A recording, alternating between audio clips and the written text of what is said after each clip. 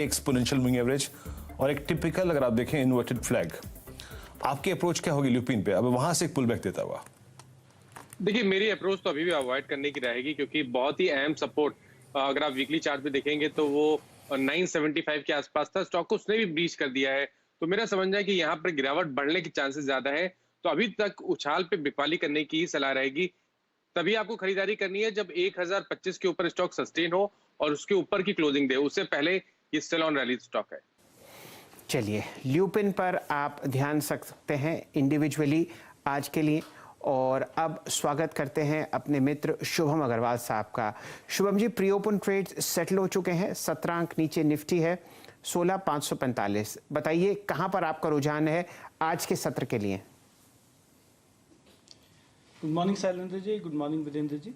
आज का जो मेरा ट्रेड होगा वो खरीदारी के राय है HDFC लिमिटेड पे। और HDFC लिमिटेड को अगर हम देखें तो पिछले 3 दिनों में यहाँ पे क्यूमुलेटिव लॉन्ग एडिशंस देखने को मिले और प्राइस में भी एक ब्रेकआउट आता हुआ दिखा और मुझे लगता है कि ये रैली कंटिन्यू होता हुआ दिखेगा। तो 2750 के स्ट्राइक का कॉल ऑप्शन HDFC लिमिटेड पे खरीदने की राय होगी।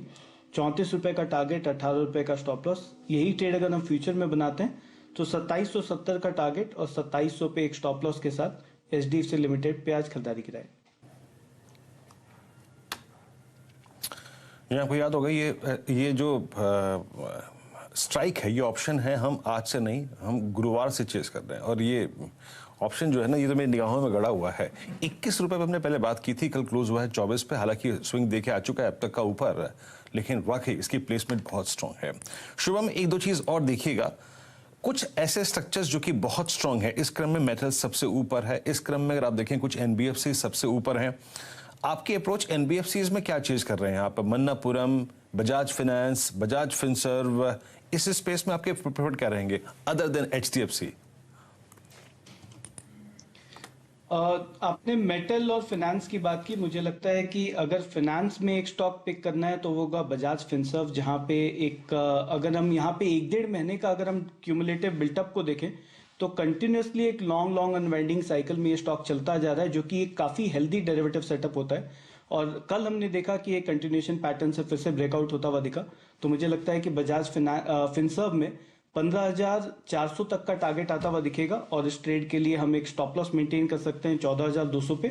और इवन मेटल में से जिंदल स्टील एंड पावर मेरा पिक होगा, जहां पे काफी अच्छा मोमेंटम हमें देखने को मिला पिछले 2 दिन से और ये रैली कंटिन्यू होना चाहिए। तो मुझे लगता है कि इसमें भी खरीदारी किया जा सकता है।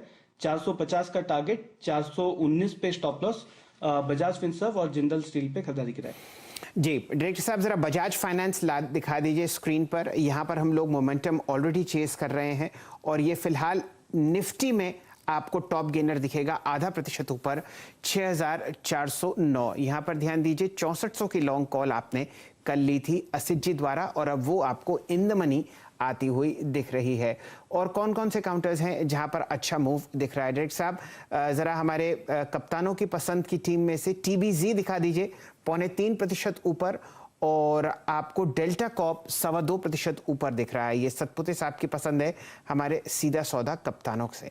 अब देखते हैं FNO के टॉप गेनर्स कहाँ हैं, कहाँ आपको मोमेंटम फिलहाल आता हुआ दिख सकता है। बंधन बैंक 1% ऊपर, 297।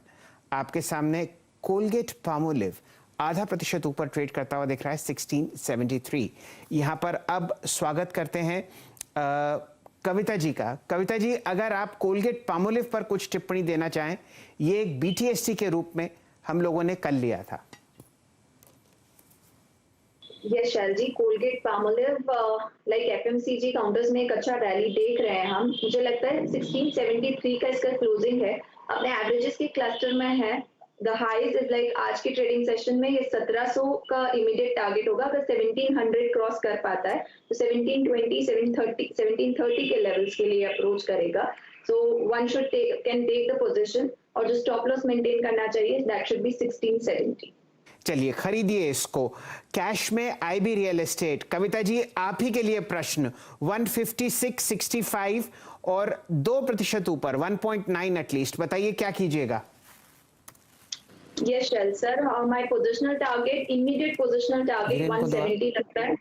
और वेयर मीडियम टर्म टारगेट के लिए भी इसे पोजिशनली लेना चाहिए फॉर द टारगेट ऑफ 240 250, जहां मैं मीडियम टर्म टारगेट कह रही हूँ। इंट्राडे पर्सपेक्टिव से समबडी इज लुकिंग आफ्टर, तो जो टारगेट आते हुए दिखते हैं 164 165 के टारगेट आते हुए दिखते हैं, and one can take the stop loss of 152 for intraday perspective.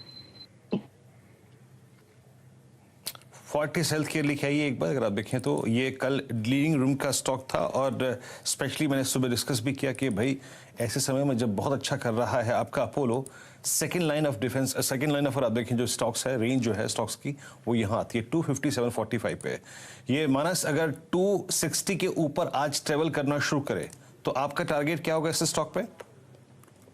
देखिए, जैसा मैंने पहले ही मेंशन किया कि यहाँ पर पैटर्न बहुत पॉजिटिव है, तो वीरेंद्र जी आप बिल्कुल उम्मीद करिए कि 260 के ऊपर आज निकलेगा, और अगर 260 के ऊपर निकलेगा तो 272 इसका पहला टारगेट होगा, इसलिए बिल्कुल खरीदारी करने की राय रहेगी।